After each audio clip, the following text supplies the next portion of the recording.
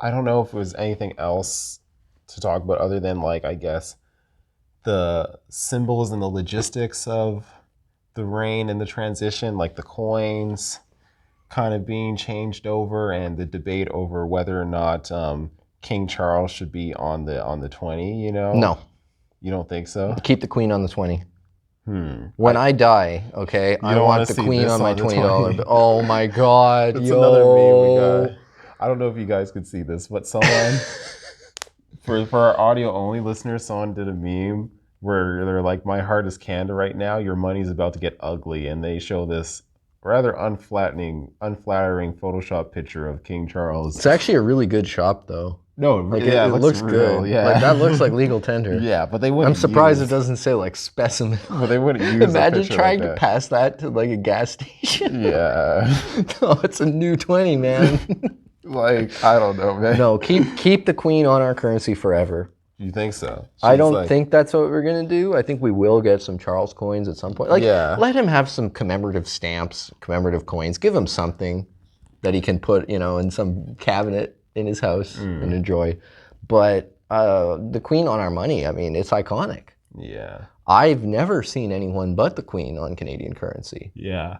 Well, I mean, you find the occasional penny from the 1940s or something. Yeah, with George, yeah.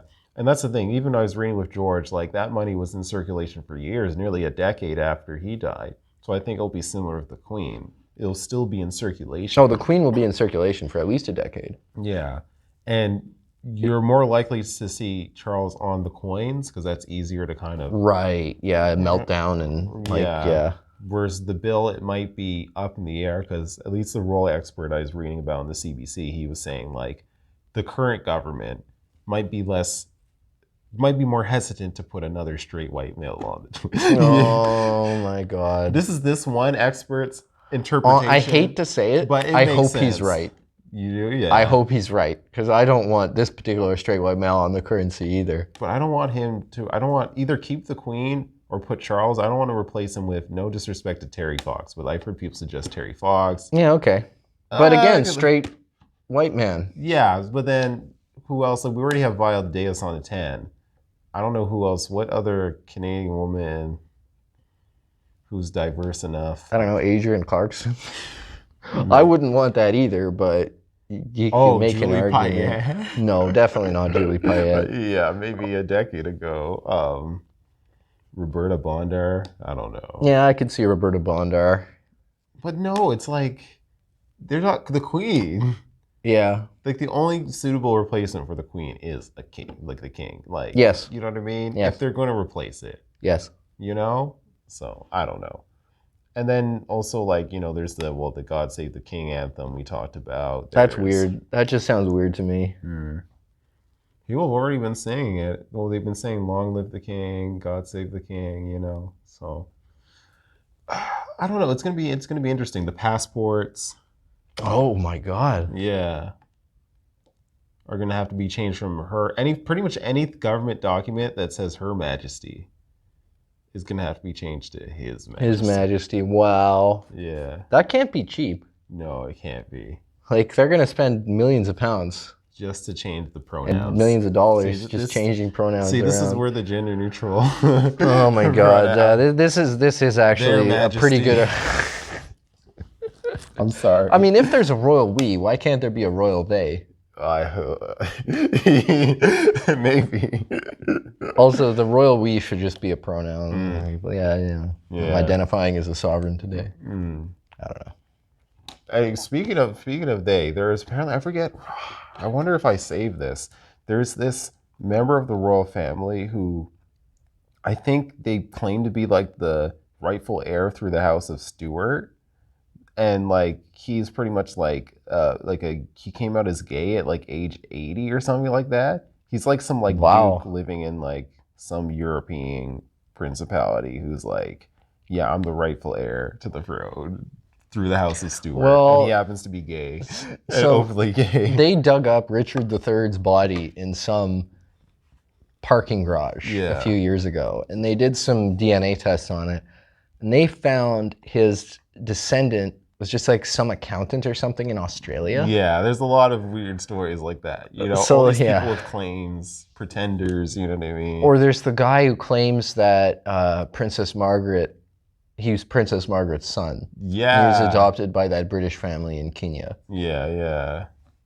So there's all kinds of people claiming to be pretenders to the throne in one way or another through some link, and honestly, it's kind of cool. Yeah, You know, yeah. you get to see the whole family tree. Do a whole episode on that. We could do a whole episode on just like European royal incest, but anyway. Yeah. And yeah, do you think, I guess to sort of wrap this up, the whole abolishing the monarchy kind of debate, people have always said, the cliche has always been, once the queen dies, she literally was the levee holding the floodgates back. Well, there's a Caribbean nation, I think it's Barbados. Barbados just left, Jamaica's about to leave. Because the Jamaican prime minister literally told Prince William to his face, like, we intend to become a republic, basically. So why didn't we do that? What do you mean?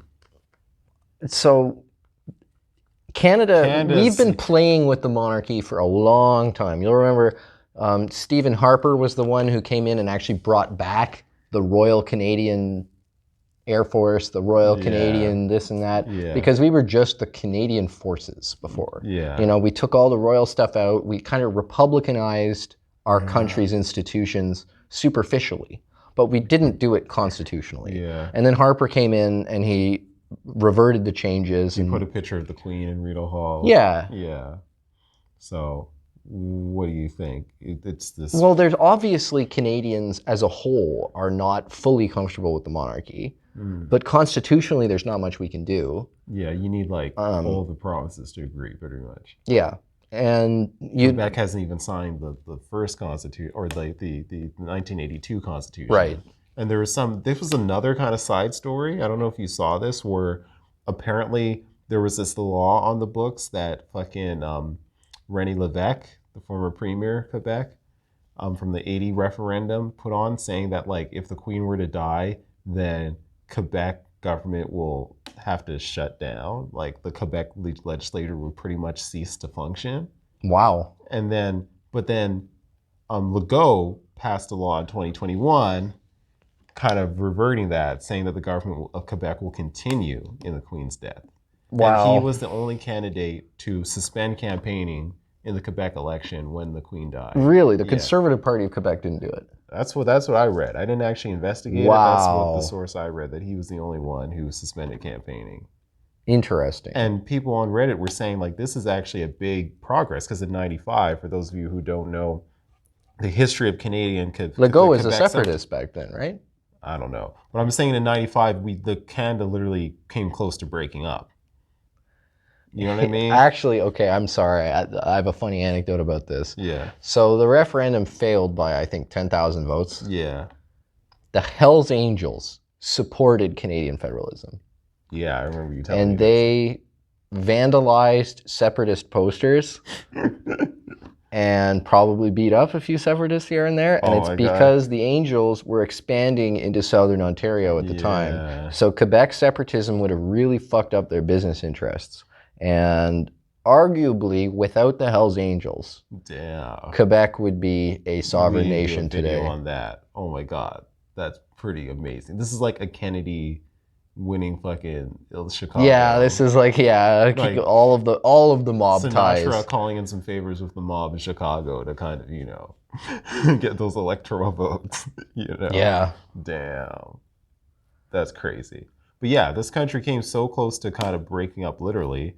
Just like 95, I was like born. So 27 or take years ago, to the point where the Premier of Quebec passes a law to keep the government going in case of the Queen's death.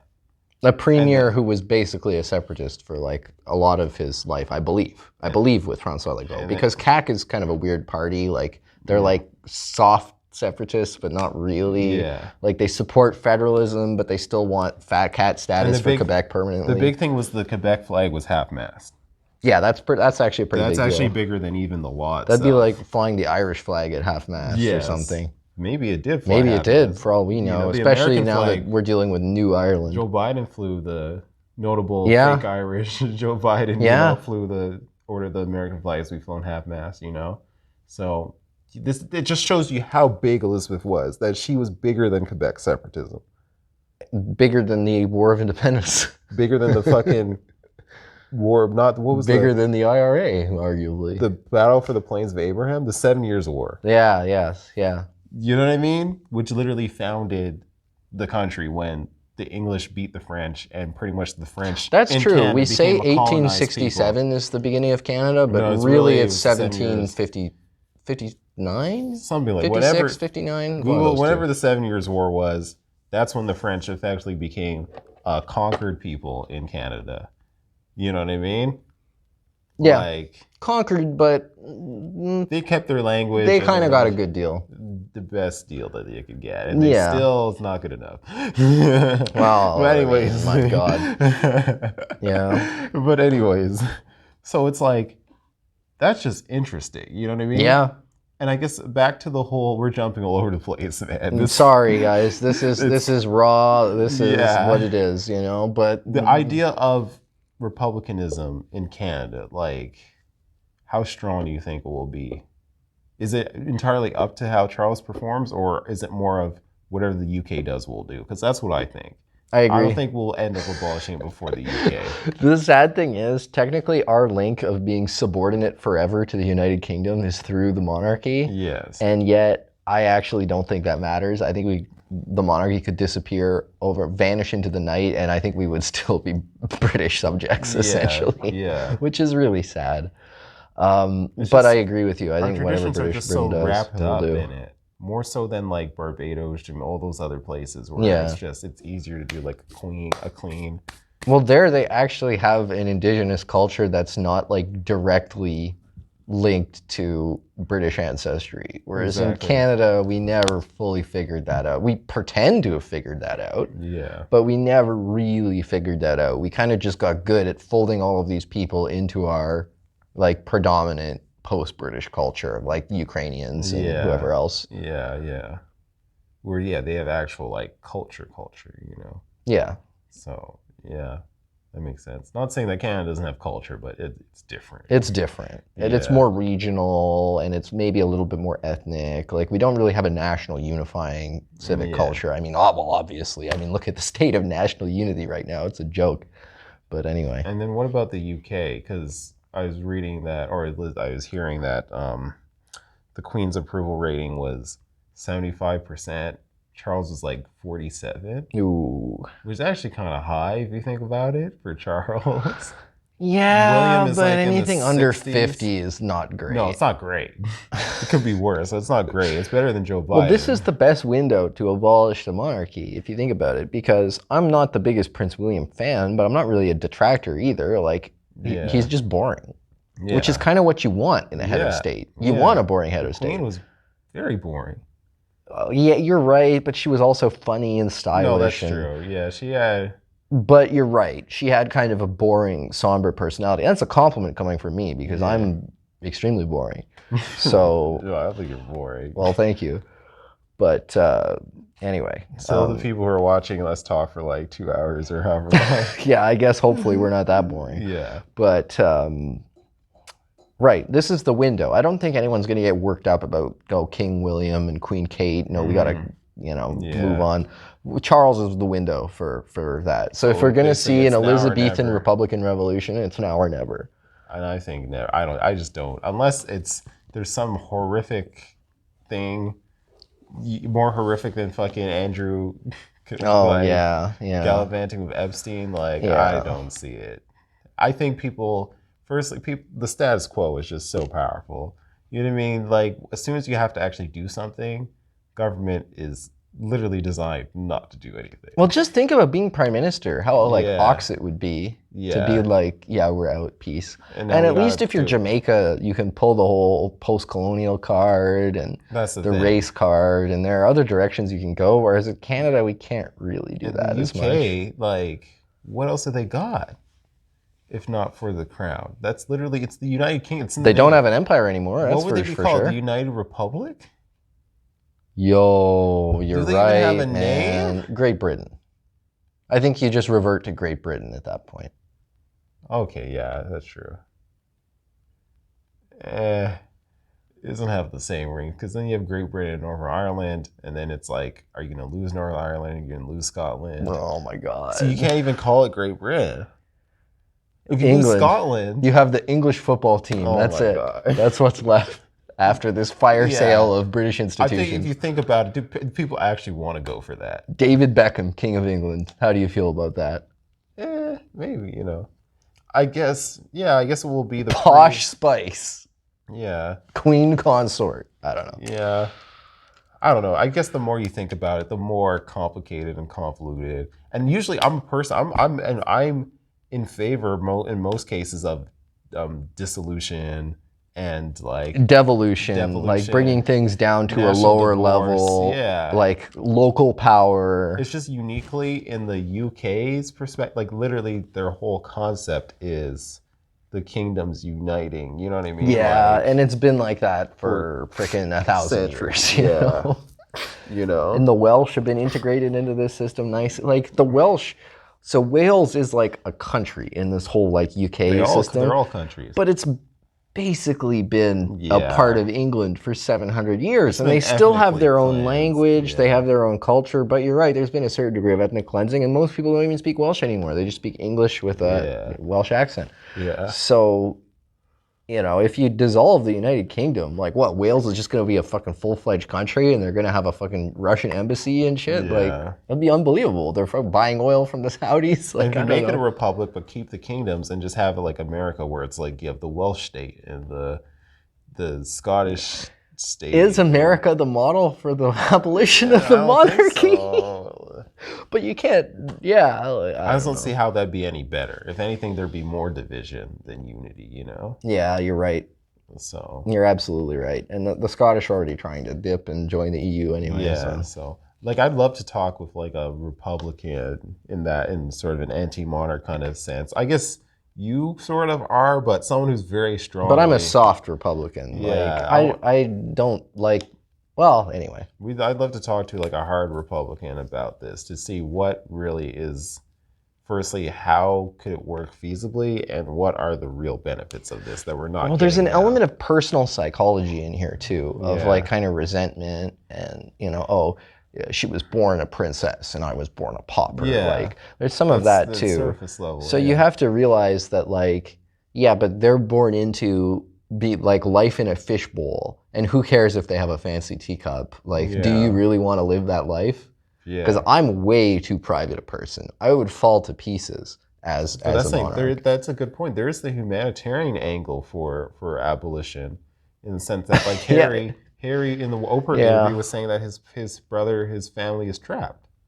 That's completely true. That is true. They are trapped. But then it's like, wait a second. Now I had the thought, if you went on TV, you went on national TV, said that your brother and your father are trapped in this institution, and yet you just let your father give your kids royal titles, trapped. Yeah, oh my God. Whoa. Mind blown, man. That's actually a really good realization. So was he That's quality content right there. Or bullshitting that? I don't know. But it's Oprah. Like, Oprah's not the show you go on to tell the truth. No offense to Oprah. Yeah, but Oprah's the show that you go on to sell a narrative to suburban American women. Yeah. You don't go on there to fucking spill your secrets. Yeah. You go there to jump up and down on the couch. You're selling the brand. You're selling the brand. Yeah. You're Katie Holmes and Tom Cruising it. Yeah. But it's like, I used to like Harry a lot. He was the fun I prince. used to like Oprah a lot. So... He was the fun prince, and he was the cool prince, and he was the war hero prince. Yeah, I thought it was cool that he went to Iraq. Yeah, him like, the mic, you know what I mean? Like, that was cool. Yeah. I think the military tradition in the royal family is actually one of the cooler things about 100%. The royal family. How like they all pretty much serve, you know what I mean? Yeah. And that unites them with the most, because it's usually the stereotype, it's the most working class families. I don't know if it's similar in the UK. Oh, very much so, yeah. You know what I mean? That end up serving, Very much so. So it just unites them with their subjects even more, that they all do military service, Well, ironically, the monarchy's kind of a working class institution. 100%, yes. Because not only are they working their whole lives, and yes, they have nice stuff, and they have butlers and secretaries and blah, blah, blah. Yeah. But they're working their whole lives. So there's that angle. Then there's the fact that they don't really, go to university and think that they're going to be a professional and blah, blah, blah. No. No, they're born into this system and they Yeah. just have to kind of get by, just like the working classes. Yeah. Like fucking, Harry did his service. He was like William was like a helicopter search and rescue pilot. Yep. And then he did that for a few years, and then he just went on to do, ribbon cutting and like the charitable kind of work and stuff. Moved into the full-time working royal. Yeah. Yeah. They all have like gigs almost, you know what I mean? Yeah, he was like, I think coaching youth football part-time and stuff like Doug, Rob Ford. Yeah, getting out with the exactly. kids playing football. If anything, the royals invented the gig economy. All these different events. Yeah, you're right. Like that they go to these ribbon cuttings, these ceremonies. Kate fucking hosted like a Christmas extravaganza last year. Like these are different gigs that are part of the job. It's not a singular thing. Yeah. Like the monarch has a singular constitutional function, which is basically to like oversee parliament, appoint a prime minister, and that's pretty much it. Yeah. Other than that, it's just finding stuff to do. But I mean, you spend the rest of your time like raising funds for cancer research and meeting disabled children. Opening train stations. They dedicated the Elizabeth line. That was Oh, one of the last things that she did. Yeah. Wow. In London, yeah. Wow, that's cool. So, like, yeah, imagine riding that train right now. Oh, man. Are we going to have a highway, the Kingsway now? Like, Ooh. There's so much stuff. Anyway. Yeah.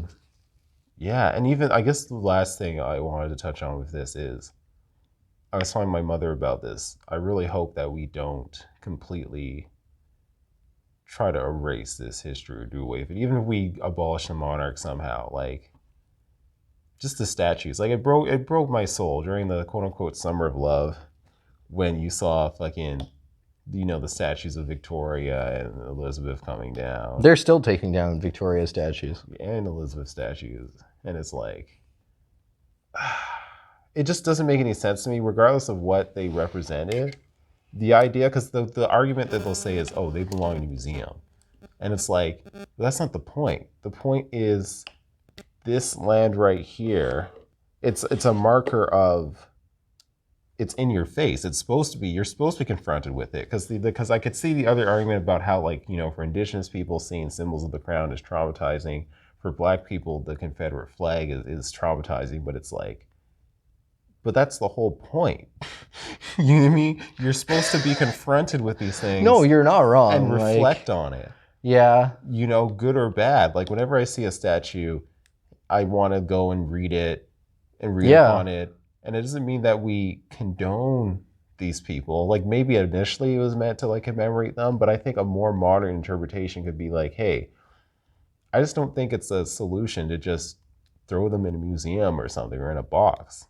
You know what I mean? For some reason, now, as a society, anything that makes us even remotely uncomfortable is seen as bad. Because anything that might make someone emotionally uncomfortable definitely makes shareholders uncomfortable. Yeah. So that's kind of the start of it. And that's where you see all of this environmental, social governance, social corporate responsibility, diversity, inclusion, equity. All of that stuff is basically coming out of that. Like if we just run the squeakiest clean, familyist friendly, sanitized LGBTQ BLM. But then when are we going to have to pay for the sanitize? If we're renaming the streets after modern day people, and then that person gets canceled. Yeah, well, it's a never ending cycle. So it's like, just keep the name, you know what I mean? Yeah. Like, you know what I mean? No, I totally agree, man. You're not going to face any disagreement from me. I don't think we're doing our children a service by destroying this history and preventing them from encountering it the way we encountered it. And confronting the implications ourselves. It's part of character building. Like I sound old here, but it's a crucial part of character building in my life where, you read up on a person, you're like, oh, they did this, they did that. You know what I mean? But yet we're celebrating them. Oh, let me think about that, Yeah. That has a lot more impact of me being confronted with this person from a statue on the street or a flag that's flying versus just seeing it in some museum that most people won't even see. You know what I mean? It forces it to be part of our everyday life because these figures, for better or worse, shaped our everyday life. It's like the whole Time magazine thing, naming Hitler Person of the Year. Yeah. And if they did something like that, well, if they did that now, everyone would freak out. Like, imagine naming Vladimir Putin Person of the Year. He should be Person of the Year. But it's going to be Zelensky. Oh. I'm calling it right now, okay? It's what? Putin and Zelensky. Today is September 10th. Yeah. Technically. Yeah. Really, though, and September 9th, mentally. Yeah. I'm calling it Zelensky Time Person of the Year. You heard it here first. 100%, yeah. I guess that would be fair, but like back in the day, when they had Hitler, Stalin, they might have given it to Mao at one point. It wasn't an award. It was a recognition that this person had the most impact on that year. Well, it would be like if you gave someone an award for being the most Googled man of the year. Exactly. That doesn't mean that like he's amazing. Yeah, exactly. Like Andrew Tate or Donald Trump or whomever, right? Trump was Person of the Year when he won. Oh, that was pretty good for Time. Time basically became like a decrepit liberal rag 100%. under the they Trump gave administration. It to Joe Biden and Kamala. Oh my God. Well, that was shameful too, but I'm talking about Time generally because at the time I was still curious enough. I was still listening to the Time-produced podcasts and whatever, and I was still trying to scrape what little like historical content they had left. It's a fucking rag, man. It's so sad. Yeah. Yet another institution falling before our eyes. Actually, okay, so again... Is there any that are left? Because in Canada, we at the very least have the National Post. Yeah. You know what I mean? Which does have its moments of being a squalid little rag every now and again, but at least you still got Rex and you still got Lord Tubby. Yes. And that's what keeps me coming back. So in America... do they have any other than, I guess there's the New York Post, which is actually the storied, not revered, but it's one of the oldest newspapers in America. Yeah, people don't realize that because it's so associated with it's a commuter populist right wing paper almost. You know what I mean? Yeah. So I guess there's a New York Post. I wouldn't really. Would you call them prestige? No, it's not prestige journalism. So it's like kind of tabloidy. Which prestige journalist paper hasn't gone full just corporate? Whoa, I can't think of it. LA Times. People say the LA Times is not that bad. Really? I don't know if I believe that, but I've heard that. I don't obviously read the LA Times that regularly. I've definitely read columnists in the LA Times who were pretty good, and I've read people who were syndicated by the LA Times who were pretty good. Yeah. So I'd be willing to say the LA Times is probably as close as it gets, but as far as East Coast, like traditional America, like 13 colonies, no, we got nothing. WAPO, no. New York Times, no. Boston Herald, I don't know. I don't know, probably not. Considering Massachusetts. Even something like 60 Minutes, which was kind of a boring kind of you know what I mean? Boring in the honorable way. Even back when boredom represented integrity journalistically. Lady, I think her name is Leslie Stahl, just picking dumb fights with Trump in the 2020 election. Where, once again, they did the Piers Morgan before Piers Morgan, where they're like, he walked off. They faked the walkout. Yeah, you know what I mean? And then Trump dropped the footage, and it showed that, no, he did the interview. I was just like, the time's done. You know what I mean? Let's get Mike Pence in here. Let's keep it moving. You know what I mean? It's just all these institutions. So back to the monarchy thing. That's why this needs to be preserved, because it's the one institution that they can't touch. At least not yet. You're right. That they can't completely just pave over. Well, it's the foundation of the house, and you can redo the foundation, but it's a lot harder. It's the hardest thing to do in the whole house. It's much easier to just, redo the basement or something. Yeah. Instead of redoing the whole foundation. And in our system, constitutionally speaking, again, people trace the lineage of Canadian constitutional law, if you want to put it that way, back to 1215 and the Magna Carta and King John and the barons, right? Yeah. So we have 800 plus years of common law, legal precedent, and policy precedent and institutional precedent. Yeah. Now, my question kind of generally is, at what point is the conservative thing, small c, to rebuild the institutions, blow them up, build parallel institutions, whatever? At what point does that preserve the status quo more than maintaining the failing institutions that we already have as a society? Wait, tearing it up and... I'm sorry, that's a huge question. It's very broad, but I will reiterate. So people say that, the conservative, again, small c, not really talking about politics so much here, but the conservative position is to maintain our institutions, strengthen our institutions, make sure that our institutions are acting in the public interest, right?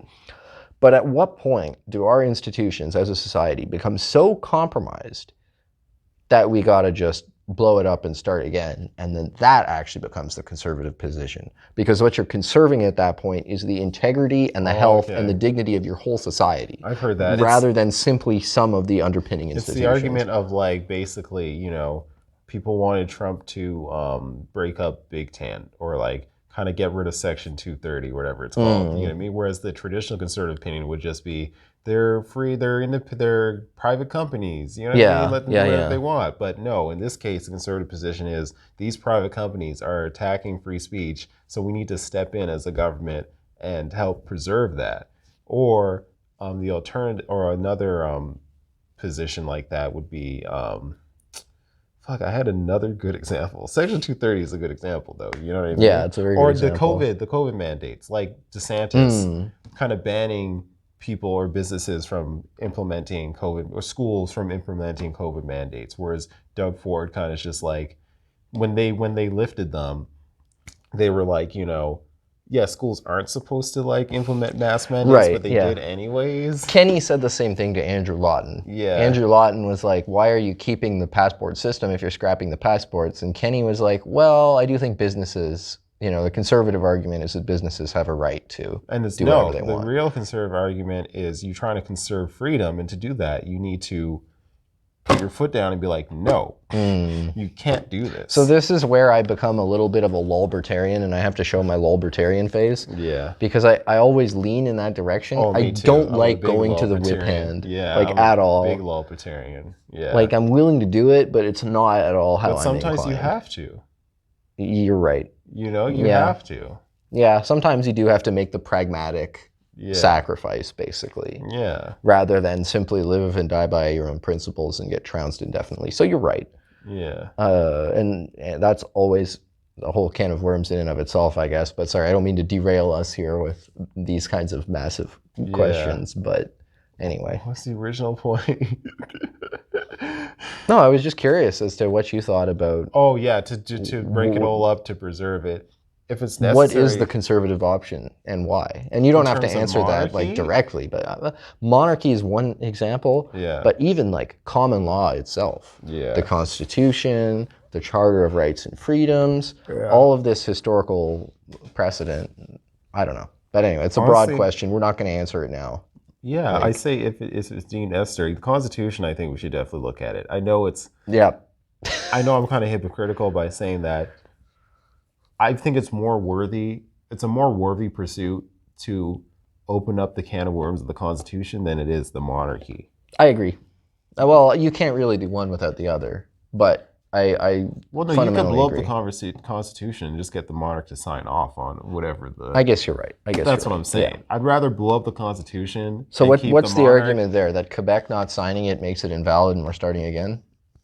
Sort of, but more so that clearly these politicians are able to just wipe their ass with it. Well, that's the thing. Like the Canadian Constitution has failed. It has failed the people. It has failed Canadians. The Charter of Rights and Freedoms has failed Canadians. It's crazy. It's sad because Brian Peckford, right? Yeah, oh my God. He's the only one, the last living signatory who's taking the government to court for violating it. God bless that man. And I'm very doubtful that it will go anywhere, honestly. No, they're just going to hush him up. These judges Remember, no one would cut. Talk to Peckford. He requested like every media organization, and he had to go on Peterson. Yes. Because no one else would talk to him. Yes. And this guy is the last living signatory. He was the premier of Newfoundland. Is this the game in Canada? If anyone makes sense, you just blacklist them, force them to go on Peterson so that they can become Red Skull Marvel villains in some Olivia Wilde movie? Yeah. Like the fact that our own judicial system doesn't respect it, or else this would have been challenged and shut so down shameful. immediately. Yeah. You know, like the unconstitutional, arrive can, whatever, mandates, like, we need to blow it up, man. Yeah, we do. We do. You're right. Abolish the notwithstanding clause. Yes. Yes. Like, whose idea? Why can't couldn't Daniel Smith just pull in the notwithstanding clause on Alberta sovereignty? Could the federal government actually